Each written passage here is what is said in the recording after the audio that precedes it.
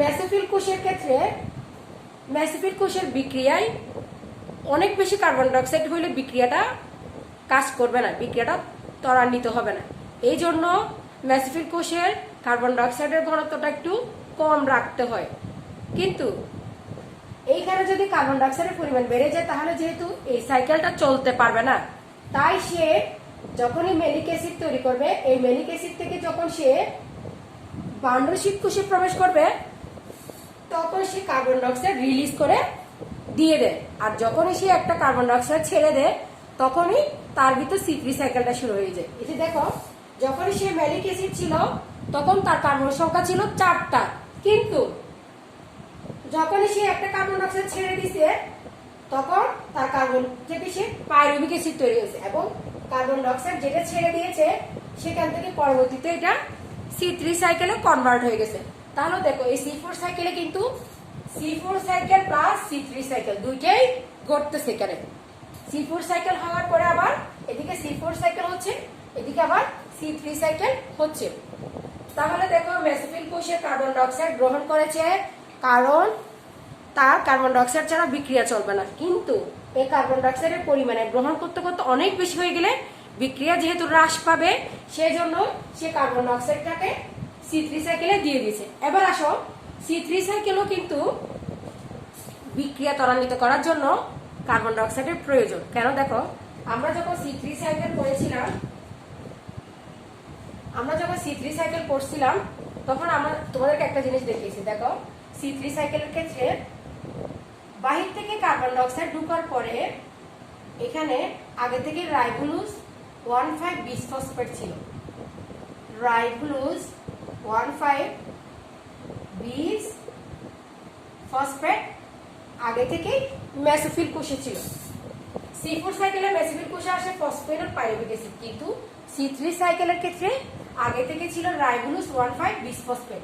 এই এখানের সাথে কার্বন ডাইঅক্সাইড যখন অ্যাড হয় তখনই কিন্তু বিক্রিয়াটা আস্তে আস্তে ঘটতে থাকে।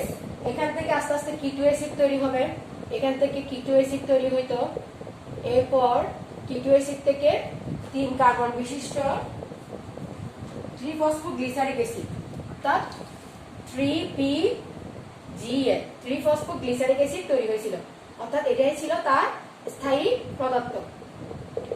তাহলে C3 সাইকেলের ক্ষেত্রে ছিল এটা ছিল C3 সাইকেল। তাহলে দেখো এখানে কার্বন ডাইঅক্সাইডটা আগে থেকেই ক্লোরোপ্লাস্টের ভিতরে জমে থাকা মেসোফিল কোষের রাইবোলুস 1,5 বিসফসফেটের সাথে বিক্রিয়া করে 3PGA অর্থাৎ 3-ফসফোগ্লিসারিক অ্যাসিড তৈরি করেছিল। এটা ছিল মেসোফিল কোষের ঘটনা। তাহলে এই C3 সাইকেল চালানোর জন্য যেহেতু কার্বন ডাইঅক্সাইডের প্রয়োজন, তাহলে এই কার্বন ডাইঅক্সাইডটা পাওয়ার সাথে সাথে এটা রাইবোলুস 1,5 বিসফসফেট গ্রহণ করে ফেলবে। তাহলে রাইবোলুস 1,5 বিসফসফেটে গিয়ে আবার C3 সাইকেলটা চালিয়ে যাবে। অর্থাৎ এখানে এই বিক্রিয়া দ্বারা বোঝা যাচ্ছে যে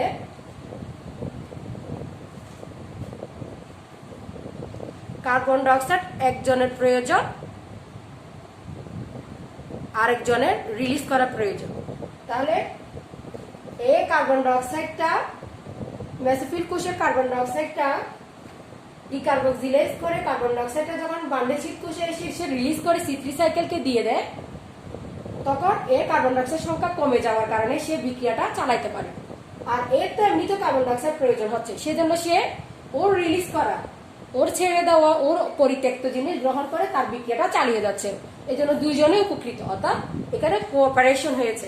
অর্থাৎ এও উপকৃত হইলো, মেসোফিল কোষও উপকৃত হইলো, কারণ তার কার্বনের এত বেশি প্রয়োজন নেই। তার যদি তার কোষের মধ্যে যদি অনেক বেশি কার্বন ডাইঅক্সাইড থাকে তাহলে তার বিক্রিয়া আস্তে আস্তে হ্রাস পেতে থাকবে, সেজন্য সে দিয়ে শান্তি পেল। আর এর বান্ডলশীট কোষে যেহেতু তার C3 সাইকেলটা চালিয়ে যাওয়ার জন্য কার্বন ডাইঅক্সাইডের প্রয়োজন, তাই সে গ্রহণ করে শান্তি পেল, অর্থাৎ দুইজনেই উপকৃত হলো। অর্থাৎ এই বিক্রিয়াটা হচ্ছে কি, কার্বন ডাইঅক্সাইডের লেনদেনটা হচ্ছে কি কোঅপারেটিভ। এই বিক্রিয়াটার লেনদেন হচ্ছে কি কোঅপারেটিভ ফটোসিনথেসিস। এই বিক্রিয়াটা হচ্ছে কি কোঅপারেটিভ। কোঅপারেটিভ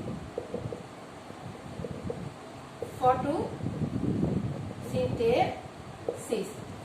অর্থাৎ তারা একজন কার্বন ডাইঅক্সাইড দিয়ে দিছে, আরেকজন নিচে, তাহলে যে দিছে সেও শান্তি পাইছে আর যে নিচে সেও তার বিক্রিয়াটা চালিয়ে যেতে পেরেছে। এই জন্য এই বিক্রিয়াটা হচ্ছে কি কোঅপারেটিভ ফটোসিনথেসিস। তার মানে তাহলে আমরা C4 সাইকেলের অপর নাম আরেকটা নাম দিতে পারবো কোঅপারেটিভ ফটোসিনথেসিস। তাহলে C4 সাইকেলের আরো একটা নাম দিতে পারবো কোঅপারেটিভ ফটোসিনথেসিস।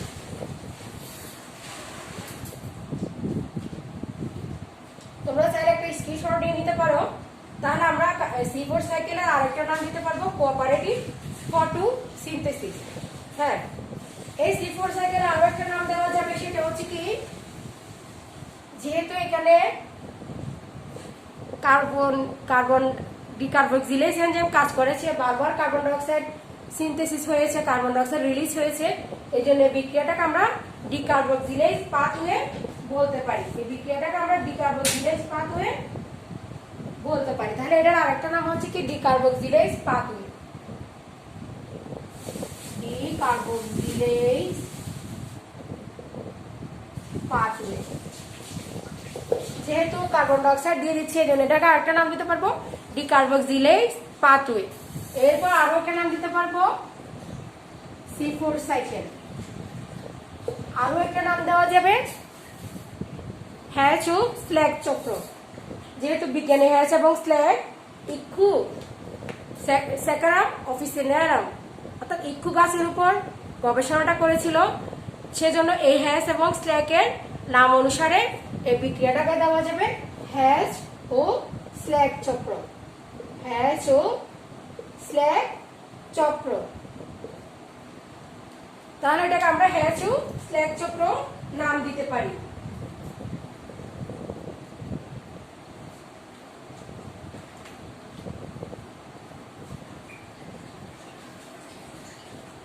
এরপর দেখো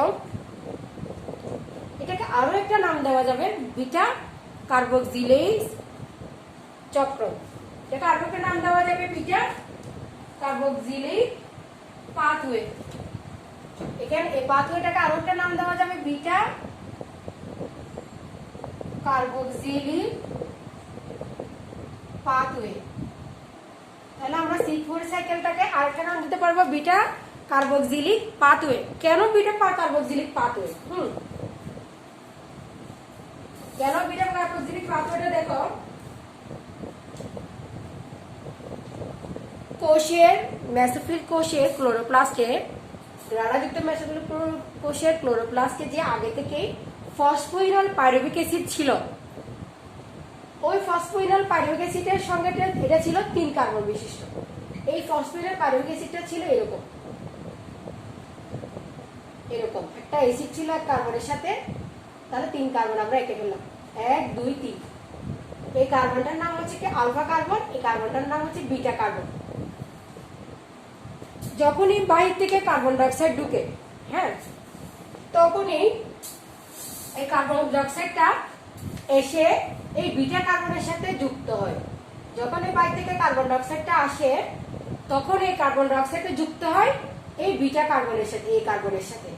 আলফা কার্বনের সাথে তো তোমার কার্বক্সিলিক মূলকটা থাকে।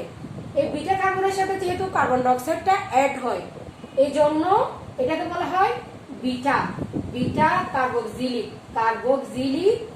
পাথওয়ে।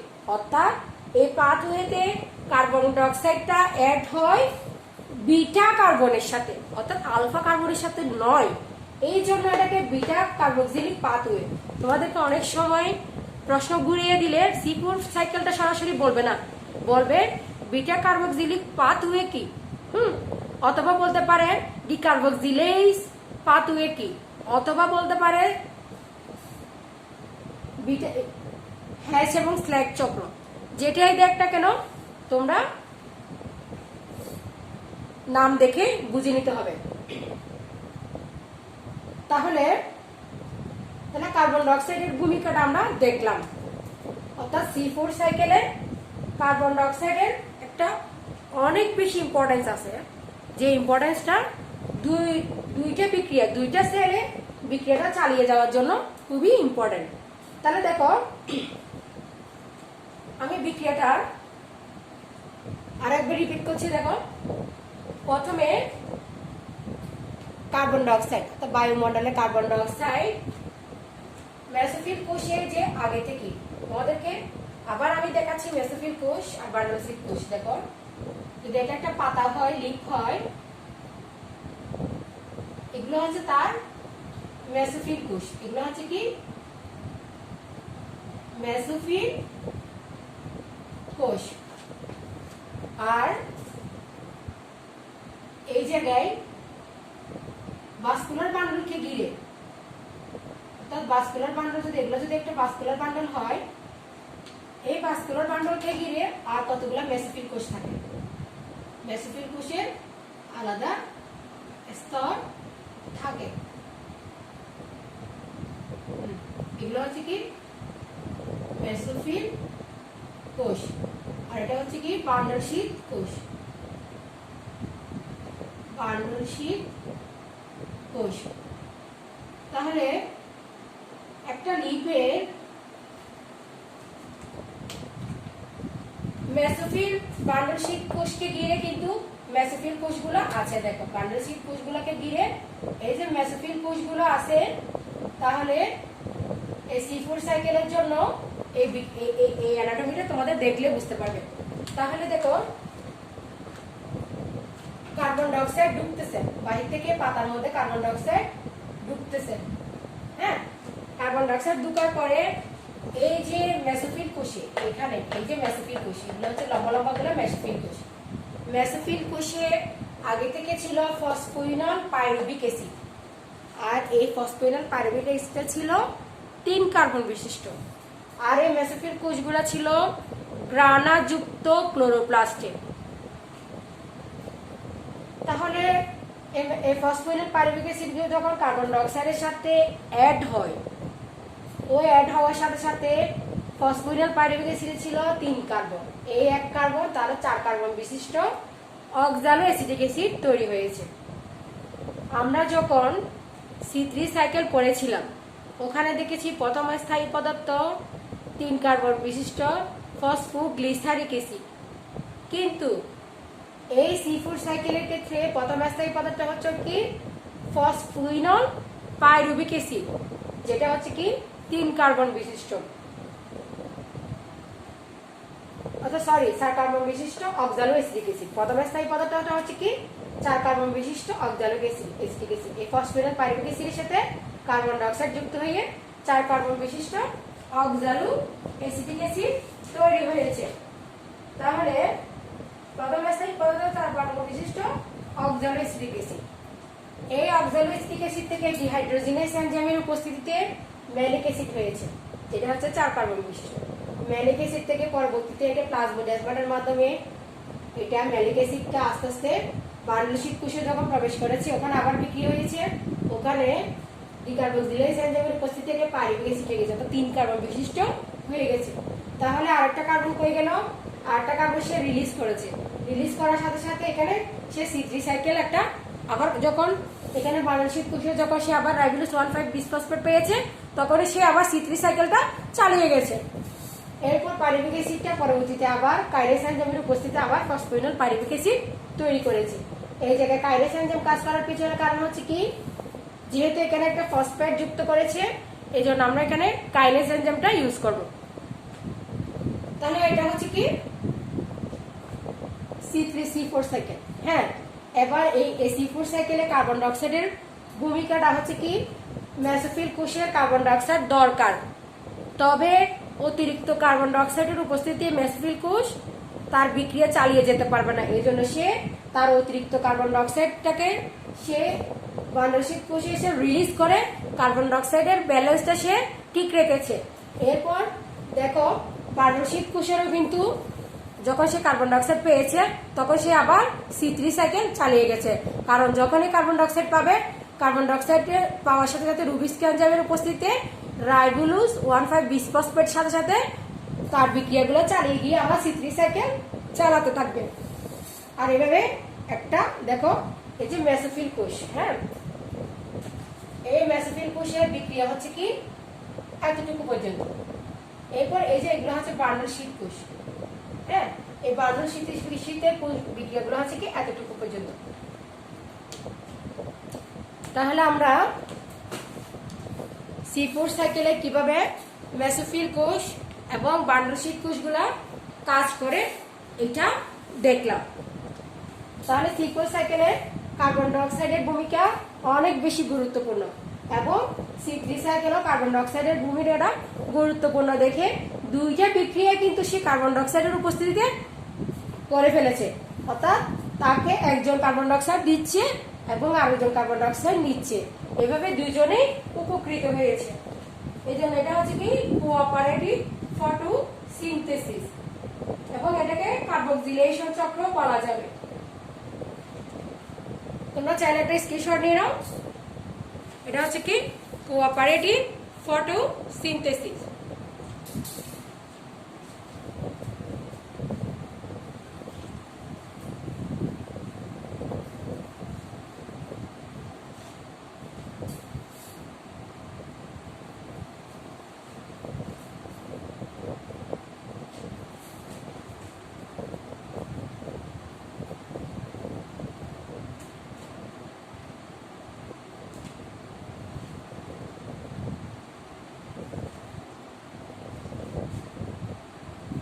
বাড়ির কাজ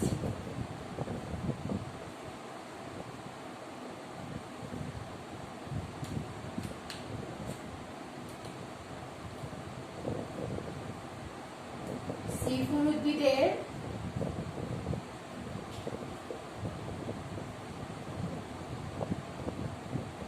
বৈশিষ্ট্য কি? C4 উদ্ভিদের গুরুত্ব,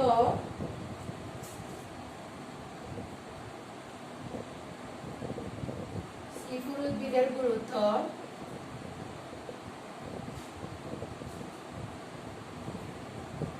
C3 ও C4 সাইকেলে কার্বন ডাইঅক্সাইডের ভূমিকা। C3 এবং C4 সাইকেলে কার্বন ডাইঅক্সাইডের ভূমিকা, অর্থাৎ C4 সাইকেল এবং C3 সাইকেলে কার্বন ডাইঅক্সাইডের কাজ কি?